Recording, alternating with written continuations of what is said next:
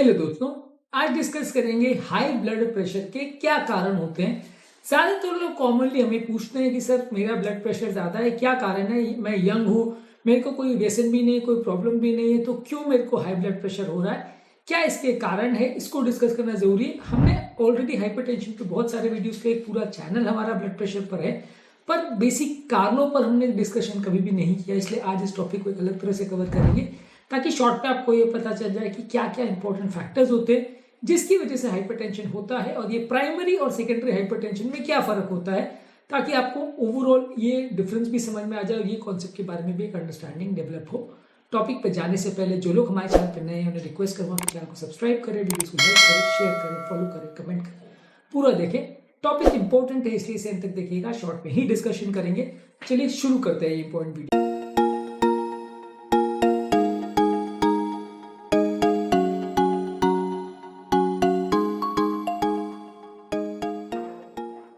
सबसे पहले प्राइमरी और सेकेंडरी हाइपरटेंशन में फर्क क्या होता है। प्राइमरी हाइपरटेंशन का बेसिकली मतलब है कि ये विदाउट एनी रीजन हाइपरटेंशन होता है, यानी इसमें कोई एक पर्टिकुलर बीमारी या इशू नहीं है जिसकी वजह से पेशेंट का ब्लड प्रेशर बढ़ रहा है। यानी कि कोई ऐसा पर्टिकुलर किडनी में प्रॉब्लम या ब्रेन में प्रॉब्लम या ट्यूमर का प्रॉब्लम, ऐसा कोई स्पेसिफिक इशू नहीं है जिसकी वजह से ब्लड प्रेशर बढ़ रहा है, जिसको ठीक कर देने से प्रॉब्लम ठीक हो जाएगी। इसमें ज्यादातर ऐसे इश्यूज होते हैं जो बॉडी के मेटाबॉलिज्म को फिट करते हैं बिना किसी सेकेंडरी बीमारी के, और इसकी वजह से लोगों को हाइपरटेंशन होता है। प्राइमरी हाइपरटेंशन को इसेंशियल हाइपरटेंशन बोलते हैं, ये सबसे ज्यादा कॉमन फॉर्म ऑफ हाइपरटेंशन है और लगभग 95 to 97% केसेस में प्राइमरी हाइपरटेंशन ही होता है। सिर्फ 2 या 3% केसेस में ही सेकेंडरी हाइपरटेंशन होता है। सेकेंडरी हाइपरटेंशन को ट्रीट करना इजी है कि मान लीजिए थायराइड का प्रॉब्लम है, किडनी का प्रॉब्लम है, तो आपने उसको ठीक कर दिया तो बीपी अपने आप ठीक हो जाएगा।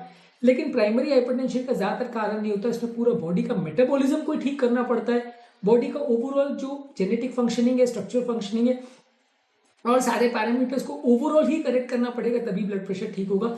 इसमें कोई सेकेंडरी इशू नहीं है जिसको ठीक करने से बीमारी चली जाएगी। तो पहले बात करेंगे कारण प्राइमरी यानी इसेंशियल हाइपरटेंशन पर। इसेंशियल हाइपरटेंशन में कारणों में एज एक इंपॉर्टेंट इशू है। जैसे जैसे लोगों की उम्र बढ़ती है, हाइपरटेंशन यानी हाई ब्लड प्रेशर का कारण हो जाता है। उम्र के साथ लोगों की नलियां हार्ड होते चली जाती है, इसकी वजह से ब्लड प्रेशर बढ़ता है। जेनेटिक फैक्टर्स में भी हो सकता है। मान लीजिए किसी परिवार के जेनेटिक कंपोनेंट्स ऐसे हैं कि उनकी बॉडी का मेटाबॉलिज्म ही गड़बड़ है, जिसकी वजह से बॉडी का इलेक्ट्रोलाइट मैनेजमेंट, बॉडी का सोडियम पोटेशियम का मैनेजमेंट गड़बड़ है, किडनी के लेवल पे प्रॉब्लम है, जीन्स में अगर प्रॉब्लम की वजह से ये हो रहा है तो उसको हम जेनेटिक फैक्टर में मानेंगे और इसको हम प्राइमरी हाइपरटेंशन यानी एसेंशियल हाइपरटेंशन में मानेंगे, क्योंकि इसका आप कुछ कर नहीं सकते। आप बॉडी का ब्लड प्रेशर कंट्रोल कर सकते हो, मेटाबॉलिज्म को मैनेज कर सकते हो, लेकिन अपने जीन्स में जो प्रॉब्लम है उसको चेंज नहीं कर सकते, अपनी फैमिली हिस्ट्री चेंज नहीं कर सकते, अपने माँ बाप भाई बहन को बदल नहीं सकते। तो ये सारी चीजें हमारी जेनेटिक्स में आती है, ये भी इसेंशियल हाइपरटेंशन में आता है। इसके अलावा अनहेल्दी डाइट यानी कि हाई मात्रा में सोडियम लेना, लो मात्रा में पोटेशियम लेना और प्रोसेस फूड ज्यादा लेना, ऑयली जंक फूड लेना, यानी जो डाइट हाइपरटेंशन करवाती है वो डाइट अगर आप ज्यादा लेते हो तो आपका हाइपरटेंशन होगा। यहाँ पे डाइट को करेक्शन करने से आपका हाइपरटेंशन ठीक हो जाएगा। ये भी एक कंपोनेंट है प्राइमरी हाइपरटेंशन का। इसके अलावा जो लोग रेगुलर एक्सरसाइज नहीं करते यानी फिजिकल एक्टिविटी नहीं करते, तो इससे भी वजन बढ़ता है और इससे भी लोगों का हाइपरटेंशन बढ़ता है। जितना ज्यादा आदमी एक्सरसाइज करेगा उतना हाइपरटेंशन कम होगा, जितना कम करेगा उतना ज्यादा होगा। इसलिए लैक ऑफ फिजिकल एक्टिविटी भी एक इसेंशियल हाइपरटेंशन का इंपॉर्टेंट कारण है। अगला इंपॉर्टेंट कारण है ओबेसिटी यानी वजन ज्यादा होना। यदि किसी व्यक्ति का वजन ज्यादा है तो वैसे व्यक्ति को भी हाइपरटेंशन ज्यादा होगा, क्योंकि ऐसे व्यक्ति को BP, sugar, cholesterol, heart attack, लकवा, ये सारे प्रॉब्लम्स बढ़ जाएगी और ये सारे प्रॉब्लम्स आपस में काफी हद तक इंटररिलेटेड होते हैं, जो कि ओबेसिटी या मोटापे से रिलेटेड होते हैं।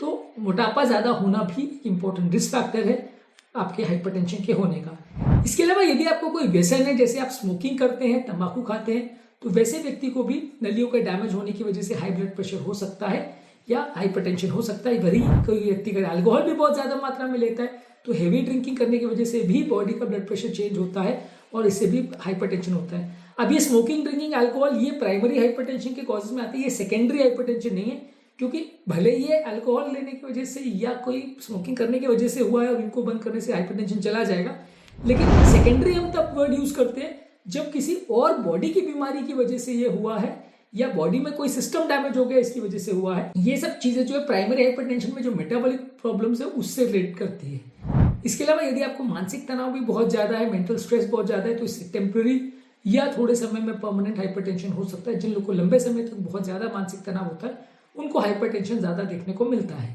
इसके अलावा यदि किसी व्यक्ति को अगर स्लीप एपनिया है, जो कि बहुत ज़्यादा मोटापे की वजह से होता है, बहुत ज़्यादा मोटापे की वजह से जब आदमी रात को सोता है तो श्वास की नली दब जाती है, इसकी वजह से चोकिंग सेंसेशन होता है, उसकी वजह से बार बार उसकी नींद खुलती है, उसका मेटाबॉलिज्म गड़बड़ होता है, जिसकी वजह से आपको हाइपरटेंशन या हाई ब्लड प्रेशर हो सकता है। तो ये सारे वो इंपॉर्टेंट कारण है प्राइमरी हाइपरटेंशन या एसेंशियल हाइपरटेंशन के। अब बात करेंगे सेकेंडरी हाइपरटेंशन के क्या कारण होते हैं, कौन कौन सी ऐसी बीमारियां हैं बॉडी की जो अपने वजह से बॉडी को हाइपरटेंशन करती है। नलियों में प्रॉब्लम नहीं है, यानी कि किसी रक्त नली में कोई मेटाबॉलिज्म चेंज नहीं हुआ है, रक्त नली में कोई इश्यूज नहीं हुआ है, किसी और बीमारी ने प्रॉब्लम की है जिसकी वजह से हाइपरटेंशन हुआ है। तो सेकेंडरी हाइपरटेंशन वैसे तो काफी कम होता है, 3-4% ही ज्यादा इसका इंसिडेंस होता है, पर इनके बारे में जानना समझना जरूरी है। काफी यंग लोगों में और उम्रदराज लोगों में ये बीमारी देखने को मिलती है। तो सेकेंडरी हाइपरटेंशन के कॉजेज हैं किडनी डिजीज। अगर किसी व्यक्ति का किडनी कॉम्प्रोमाइज है तो बॉडी में फ्लूइड रिटेंशन होगा, बॉडी का सोडियम पोटेशियम का मैनेजमेंट गड़बड़ा जाएगा, इसकी वजह से नलियां भी हार्ड हो जाएगी, बॉडी में इन्फ्लेमेशन होगा और इसकी वजह से हाइपरटेंशन होगा। तो किडनी की बीमारी की वजह से सेकेंडरी हाइपरटेंशन होता है। यदि किडनी का प्रॉब्लम है और खासकर किडनी की नलियां अगर सिकुड़ी हुई है, रीनल आर्टरी स्टेनोसिस है, तो ये एक इंपॉर्टेंट कारण होता है हाइपरटेंशन का, जहां पे उसका ट्रीटमेंट करने से ब्लड प्रेशर को कंट्रोल करने में काफी मदद मिलती है और किडनी की बीमारी को आप करेक्ट करोगे तो बीपी अपने आप ठीक हो जाता है। इसी तरह से अगर कोई एंडोक्राइन प्रॉब्लम है, जैसे थायराइड अगर ज्यादा है, थायराइड अगर कम है, कुशिंग सिंड्रोम है या फियोक्रोमोसाइटोमा है, तो यहाँ किसी हार्मोनल प्रॉब्लम की वजह से हाई ब्लड प्रेशर हो रहा है। नलियों में प्रॉब्लम नहीं है, मेटाबॉलिज्म में प्रॉब्लम नहीं है, लेकिन हार्मोन की वजह से मेटाबॉलिज्म गड़बड़ हो गया, इसकी वजह से आपको हाइपरटेंशन हुआ है। जैसे आप हार्मोन का सप्लीमेंट लेते हो या उसको करेक्ट करते हो, उसके लिए दवाएं लेते हो, ब्लड प्रेशर के प्रॉब्लम अपने आप चला जाता है। यहाँ पे ब्लड प्रेशर को डायरेक्टली आप ट्रीट नहीं भी करोगे तो काम चलेगा।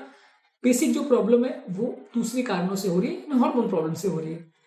इसके अलावा कुछ ऐसी दवाइयां हैं जैसे ओरल कॉन्ट्रासेप्टिव कॉर्टिकोस्टेरॉइड्स और non steroidal anti inflammatory drugs, यानी कि पेन किलर्स, इनकी वजह से भी लोगों को हाई ब्लड प्रेशर हो सकता है। यहाँ पे ये हाई ब्लड प्रेशर जो है इन दवाइयों के साइड इफेक्ट की वजह से हो रहा है। जैसे आप इन दवाइयों को बंद करते हो ब्लड प्रेशर अपने आप चला जाता है, तो ये भी सेकेंडरी हाइपरटेंशन में आता है।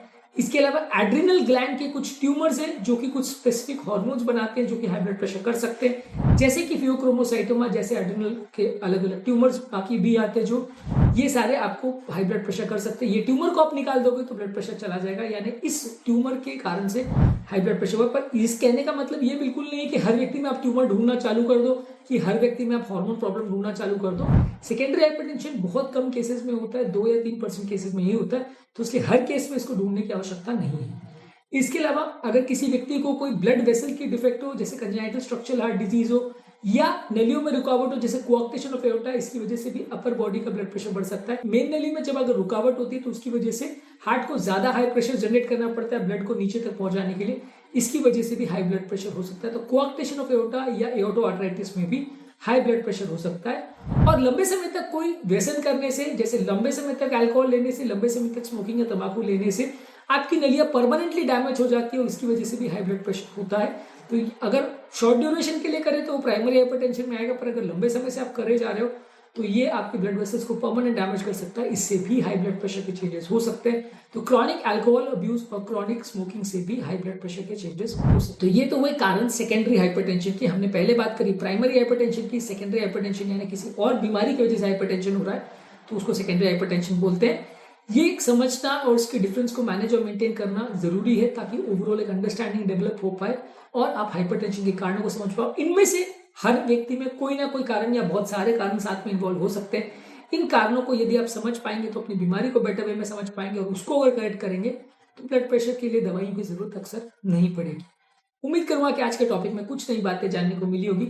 हमने लो ब्लड प्रेशर के कारणों पर और सेकेंडरी और प्राइमरी हाइपरटेंशन के कारणों पर डिटेल वीडियोस भी किए, इनको भी जरूर चेकआउट करें। टॉपिक एंड करने से पहले जो लोग हमारे चैनल पर नए हैं उन्हें रिक्वेस्ट करूंगा कि चैनल को सब्सक्राइब करें, वीडियो को लाइक करें, शेयर करें, फॉलो करें, कमेंट करें पूरा।